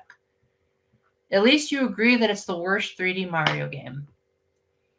I don't know. I'm thinking Super Mario Sunshine might actually be the worst. Because at least with 3D World, it had good graphics and really good music. Whereas with Super Mario Sunshine, there are some parts of that game that just feel flat out broken. Even if it weren't for the depth perception problem. I also used to really like Captain Toad. I don't know if I'll ever play it again unless they make a full-on sequel. But I remember I reviewed the 3DS version, and I loved the new levels. I hadn't actually played the Wii U version when the 3DS one came out. And so for me, it was a brand new experience. And I thought it was great. Then whenever I replay it, I get bored. But it was fun the first time around. I used to like Super Mario Sunshine. But then I played it again through 3D All Stars, and I was like, what the heck happened? Is it because I'm playing it on a Switch or what? But this game is nowhere near as good as I remembered it. Like the controls just felt so loose. Like the slightest thing you do, Mario would go like running off a ledge, as opposed to the more precise tiptoeing that he could do in Odyssey. The Pianta Chuckster level, just an absolute nightmare. Um, the sound mixing was awful. Like sometimes I couldn't even tell what Mario was saying. The voice acting was terrible. The music was terrible, except for that acapella Mario theme. That was pretty good. Mario Sunshine had good. I'll have to disagree with that, Jevel. I really did not like Mario Sunshine's music. It felt way too MIDI. Good mechanic. Yeah, you know what? Credit where credit is due. I think Flood was neat. I think it was cool that the water effects in that game were also so cool, and like you could see the other levels in the distance. I thought that was pretty fun. The boss fights, Mecha Bowser was decent. I'll give him that. It certainly showed off what the GameCube could do. And I will give Sunshine this as a demonstration of how much more the GameCube could do than the Nintendo 64. I think Super Mario Sunshine was just about perfect. Like you compare Sunshine to Mario 64, no contest. Like Sunshine really shows like look at how much more powerful the GameCube is. But it was also notoriously rushed, and boy can you tell even in 3D All-Stars. Sunshine introduced Mario's 3D partners. I don't count Lakitu just because Nintendo had to figure out a way to tell people that camera controls existed because no other game had done that. Because I don't think it would have been second nature for kids in the 90s to know that they could move the camera around. Which, in retrospect, is actually one of the most clever things Nintendo has done. In my opinion, the most clever thing Nintendo has ever done in any game to date is Spirit Battles in Super Smash Bros. Ultimate. I just love this idea of just like anyone and everything could be in Smash as long as we recreate the conditions. So, like, just name pretty much any Spirit Battle, and I love it. I've actually 100%ed Super Smash Bros. Ultimate. And the Spirit Battles were by far my favorite part of the completion process because I just loved seeing all the deep cuts and I loved being able to like. It was nice seeing Nintendo acknowledge all of these underdog characters. Bottom three, no particular order, had to be Super Mario 64, 3D Land, and 3D World.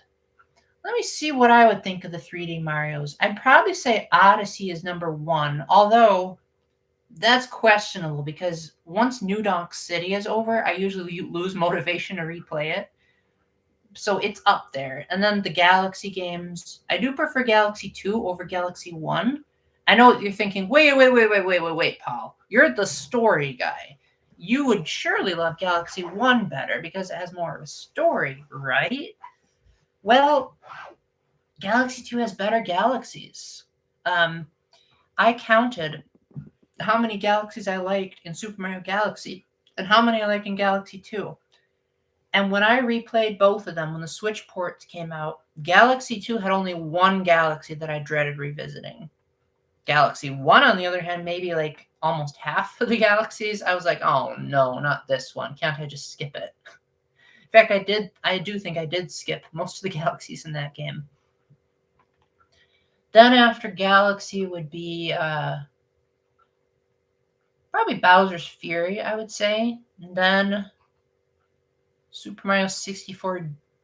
It's hard to say because like Super Mario 64 had a decent movement system for its time. Mario 64 DS, it depends on what hardware you're playing it on. Because I think the Wii U version is about what players wanted it to be, had the DS had a control stick. But if you're playing it on the DS, it's an absolute nightmare. A big thing for you is the World Hub. Peach's Castle, oh yeah, I would agree. No, I really love the hub worlds in 3D Marios, especially Peach's Castle and Delfino Plaza are like two of my biggest. Yeah, no, I'm not a big fan of Starship Mario either, but I like its music at the very least. Do I like Metroid and Pikmin? I'm not good at either one of those. I've tried playing them, but I'm just not good at shooters. And then I tried the 2D Metroids, and they were just too confusing. Pikmin, I'm not good at real time strategy, so like managing all those tiny little creatures was just way too hard. That's why I've never liked Chapter 2 of Paper Mario The Thousand Year Door. I think it's tolerable in the remake, but it's definitely the chapter that I'm the most excited to be over with whenever I replay it. But welcome in, Archer Boy. What's been some good news on your end lately? You like Odyssey? Being too open world is not fun. Put it under the Galaxy and Sunshine games. The Mario version of Sonic 06. I've never actually played Sonic 06 because it's never been on a Nintendo system. So I would, yeah, I hope that there's a port of it that's actually good one day. Start with Metroid Zero Mission. Okay, I'll think about that. I'll definitely consider that, but not in the near future because I'm too busy with Shoot in Order, and then Yoshi, and then Bubsy, and then oh, I forgot to mention this. Another game that I'm looking forward to is called Duck Side of the Moon. That's coming out on the 7th. And I actually had the developers themselves send me an email saying we wish you would play our game. And I said, well, just got to hope that it comes to Switch. And it is. So yours truly will be able to experience it. Zero Mission holds your hand a lot more. Oh, good. I need hand holding in Metroid games because I just get lost too easily in those worlds. I guess like for me, if I want to do exploration, I want to do it in 3D. If I'm going to be exploring something in a platformer, it is really hard for me to get into it. In fact, I can only think of 2 games off the top of my head that were like 2D platformer exploration games that I liked, and those were the 2 Ori games. Yeah. I don't really like the original Metroid. I think that was the one game in Nintendo World Championships NES edition where I just said, "Oh, to heck with this. I'm not even going to try to get a 3-star on the Ridley battle. It was just way too frustrating." Oh, good. Glad you like my list, Jevil. No, I would say yeah, I would probably say Sunshine is the worst, then 3D World, then 3D Land, and then Mario 64, then DS, Bowser's Fury, the Galaxy games, maybe Odyssey. Maybe I'd say Mario Galaxy 2 is slightly better just because I think it's more fun to replay. But at the same time, playing it on the Switch is very frustrating because the gyro is always out of sync because it doesn't have a sensor bar.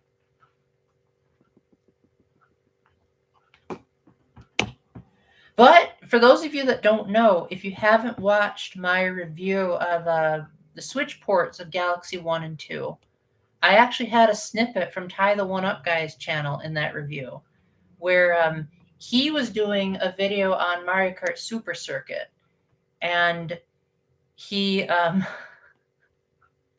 he he was making a video about Mario Kart Super Circuit, and he had this whole like monologue where he would like ask himself a question and then he'd answer it. Again, if you see it, it makes more sense. He was saying like, does Super Circuit actually hold up? And then there was a long pause, and then he said, not even a little bit, because he just hates Super Circuit. And I agree. I also do not like that game at all. And so when I was in my review, when I was talking about the gyro aiming being like, there was also gyro aiming in 3D All-Stars, but you had to keep recentering the cursor. So 5 years later, did they fix it? And then I played the clip where Tyler said, not even a little bit. Yep, it's just as bad as it was in 3D All-Stars. Sunshine is the worst due to nostalgia. Never thought I'd hear that one. Yeah, I think my dislike of 3D World is mainly a skill issue, whereas I just think Super Mario Sunshine was just flat out bad. Like, I don't think there's anyone out there who's championing the voice acting in that game. There's a reason why Kenny James is very, very rarely allowed to actually say words when he records for Bowser nowadays. And it's because Nintendo did not like the reception for Bowser's voice acting in Super Mario Sunshine, and so as a result, they said I think for Scott Burns they said never say a single word again, and he didn't. You have you have to admit it's the worst, but you don't. Yeah, no, that's my thing too. Is I also have nostalgia for Sunshine, but yet when I replayed it in 3D All Stars, I'm like, yeah, I must have had a lot of nostalgia glasses on. You will say Sunshine music. Maybe if it was played by real instruments, I'd like it more.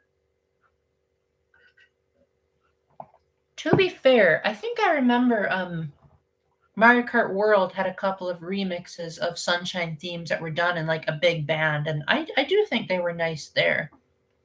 And Delfina Plaza had a really good remix in Smash Ultimate, but no, Super Mario Sunshine has, in my opinion, the worst soundtrack of any 3D Mario. Like the absolute bottom of the barrel worst. Um, Normally, I don't like MIDI, but there's something about Super Mario 64 that makes me slightly like it. I think it's because it used a lot of like steel drums, and it's really hard to explain, but it had like a magical feeling to it. Whereas Super Mario Sunshine sounded like it was trying to use real instruments and failing miserably. Whereas Mario 64 made it sound like it was this otherworldly experience, like you were in another galaxy playing it. And there's something about that that I have to respect. Best to worst, Odyssey. Okay, that's fair. Galaxy, Galaxy 2. Okay, you like Galaxy 1 better. You know, I can respect that take, even if I personally can't see it. I will admit the story and the atmosphere is way better in Galaxy 1. I will give you that much. 64, 3D World, Sunshine, 3D Land. Did you not play Bowser's Fury or Mario 64 DS? Because Bowser's Fury is really, really good. Like, so good that I put it on my best games of 2021 list and not 3D World. The expo only shows people who interacted with. Yeah, I did find that out the hard way, Jebel, unfortunately. Yeah, I got a bunch of lurkers on my channel, and I've just learned to accept it over time. I've learned that even though I have gone to extreme lengths to get over my shyness, some people just don't have that braveness. Like, I think you might have missed it earlier, Noah, but I was saying that I used to be like painfully shy. Like, my very first youth group meeting, I ran into the back room and had a panic attack because there were 5 people there. And I was like, 5 people? This is way too much for me to handle. And then my other youth group that met at that same place had 40 people. And that was also very hard for me to get into. But I told myself that I was going to really, really push myself to talk to every single person in the youth group. And I did. And the best farewell note that I got in my youth group yearbook was from a girl that said, I really admire that you talked to every single person in the youth group. Bowser's Fury and DS, you don't really consider as their own games. Fury is too small. Yeah. Yeah. But here's the thing about Super Mario 64 DS. If you play it on the Wii U, it is significantly more tolerable. And there's a lot of things that it does that are quite a bit better than Mario 64. To this day, I still think that what they did with the touch screen for like being able to write whatever you want and then drag it around is, in my opinion, the most mind-blowing usage of the touch screen to date. Like, I don't even think anything on the Switch has even come close. Glad to hear I adjusted to the group. I talked to everyone in the group. That doesn't mean I liked everyone in the group. I was actually bullied quite a lot in that youth group, but it was subtle bullying. So like, when you think of bullies, you think of the type that'll like trip you when you're walking or like make fun of your appearance. I didn't really get that at all.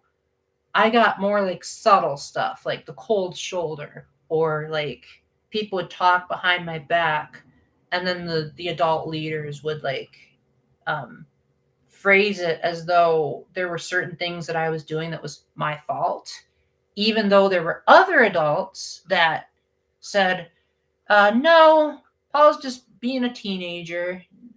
And The irony is that there was hypocrisy in that group as well, because there were other kids in the youth group who did way worse than me, and yet they were never given the punishments that I did. Like, one of my friends who went on one of the retreats that I didn't go on because she was a year ahead of me, she said, and I'm not going to name names, obviously, but she said there were two boys that took a fire hydrant and then they sprayed one of the other boys with it. And the worst thing that happened to them was they got a stern talking to.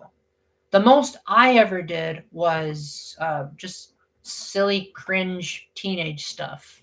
Like, I think the worst thing that I ever did was I told a girl she didn't look good, and I think another time I like poured 3 drops of pop on her hair, like 3 drops of pop. And I guess, like, I don't know, they. Let's see what I got here. My favorite 2D Mario is number 2. Are you talking about Super Mario Brothers 2? Super Mario World? Um, yeah, I'm certainly not a big fan of Super Mario Brothers 2. My favorite 2D Mario by far is Super Mario Brothers Wonder. I would say that was oh, I just loved the surprise factor. Why were they bullying me? Um, how do I phrase it? I've always been an outcast wherever I've been, and I mean wherever I've been. Like, I've never felt like I've fit in anywhere. I've never felt like I was in the crowd or I was doing the cool thing, like even among my best friends. Like, I'll be hanging out in a group of like people that I adore, and I'll still say, "Yeah, I feel like I'm the odd one out." And I guess like I had a tendency to just blurt out whatever was on my mind and not necessarily care about how people perceived it, or I didn't notice how people perceived it. I'm the type of guy that when I talk, I kind of just talk. Like, when I've got something on my mind, I say it. And it's really taken me a long time to figure out that sometimes your thoughts can be offensive and people don't always want to hear what you have to say. So that's why I was really happy when I founded this YouTube channel, because I was like, now I have an opportunity to talk about the games that I love, and people will actually give a darn about what I have to say. Because in youth group, they didn't like the games that I liked. They wanted me to talk about more Catholic-y stuff, I guess. Because I remember in small groups, there was this running joke between me and the adult leader that, like, all I'd ever want to talk about was Zelda. And he'd be like, "Oh, Paul, we got to focus and talk about other stuff." Which, I eventually did just contribute to the discussions. But at the same time, I was kind of mad that the discussions were guys only. Like, I remember my sister-in-law went to maybe like 2 meetings at that youth group, and she absolutely hated it because she was like, most of my friends are guys, and you're forcing me to hang out with all these girls that are acting like typical teenage girls when I really don't want to be around that crowd. So yeah, she never went again after that. It was ranking top 2 favorite Mario 2D games. Number 2, oh, okay, gotcha. Number 2 is Super Mario Bros. 3. Number 1 was Super Mario World. Yeah, definitely, definitely not a list I can agree with. But you know what? To be fair, Super Mario World did establish a lot of um, Super Mario World did establish a lot of Mario customs that we have today. Similar experience, but kind of the other way. Your secular friends didn't like that. Most of what you liked was Catholic stuff. Yeah, no, it was mostly Catholics that gave me a hard time. Secular people, I just kind of brushed it off. I was like, you're just typical of the world people. So, like, the people that bullied me in the secular sense, I just laughed it off. But the Catholic people, like, those were the ones that really hurt, because it's like, you're supposed to be disciples of Jesus, and yet you're treating people like that. Talk about hypocritical. For Pikmin, did I try it or did I hear RTS? I've played Pikmin 2 Pikmin 3 Deluxe, and Hey Pikmin. And I really, really tried to get into them. But for some odd reason, well, Hey Pikmin was just a demo, and I found that kind of underwhelming. Pikmin 2, I played the demo of that, but I didn't understand what I was doing, and I ended up losing all my Pikmin, and I didn't know why, because I don't think I remembered to look at the controls. And then for Pikmin 3 Deluxe, I just remember being overwhelmed by having to micromanage all those Pikmin. Um, I think they've since patched in an easy mode. But also remember, as I said earlier in the stream, I didn't like chapter 2 of Thousand Year Door. And if you know anything about that chapter, is it's a glorified Pikmin simulator. And like I said, in the remake, it was tolerable. But on the GameCube, like the AI was just terrible. Like having to backtrack all the time to pick up the punies was just a nightmare. You like the shortcut in Super Mario World? Yeah, you got to teach me how to find those shortcuts because they're pretty obscure in that game. If an enemy has done this, I could bear, but no, it was you, my intimate friend. Yeah, yeah. That's definitely the impression that I got from youth group is like, I thought these people were my friends, but they actually weren't. In fact, the girl that I considered to be my best female friend in that youth group was the one that hurt me the most. And to this day, I think she would rather pretend that I never existed. Because like the few times that we met up again and I would like try to apologize, she'd always act like forced when she smiled. And then like I'd always call out the hypocrisy of the other guys. Like if I'd be like, wait. That guy was um that guy did something that I did as well. And yet, why is it that you're okay with him doing it and you're not okay with me doing it? And she said, well, you kind of have to be, I think she said something like, you kind of have to be in a certain crowd and you're just not one of those types of people. So I think that was her passive aggressive way of saying, he's cool, you're not. But then I had other people in the youth group that thought I was perfectly fine, quirky, but perfectly fine. And they actually came to my defense when they had like a meeting where they were discussing what to do with me.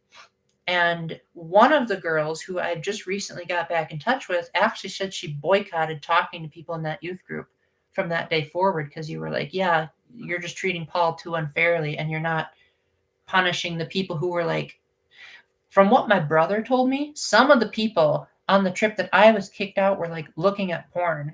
And yet I never did anything even close to that. I'll just tell you that. Number 3, 2D Mario's New Super Mario Bros. Wii. Yes, I did like New Super Mario Bros. Wii. The final Bowser battle was phenomenal. Pikmin 2, I never played it on the Wii. I played it on the GameCube. But again, I wasn't particularly good at it. I'll definitely be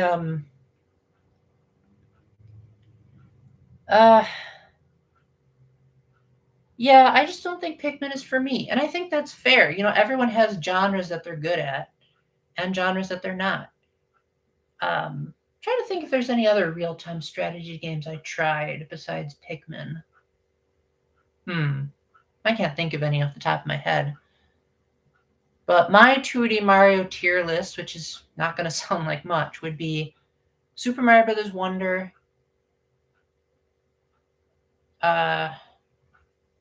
Super Mario Bros. Wonder, probably New Super Mario Bros. Wii, New Super Mario Brothers. No, New Super Mario Brothers U. Then New Super Mario Brothers. Then New Super Mario Brothers 2. Then Super Mario World. Yeah, something like that. Okay. Yeah, hey. Great that you could stop by.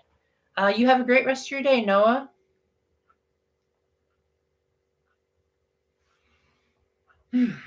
Well, my water is gone, and it's about time that I should be having dinner, so I think I'm going to wrap it up. But thank you so much for all of you for coming. Thank you, Jebel. Thank you, Noah. Whoa, what? Why is my... There we go. Thank you, Archer Boy. And thank you, Kevin the Conservative. I really appreciate you all being here. I hope that you all have a great rest of your day. Hope that I can see at least one of you at a Catholic Creators Conference or Comic Con.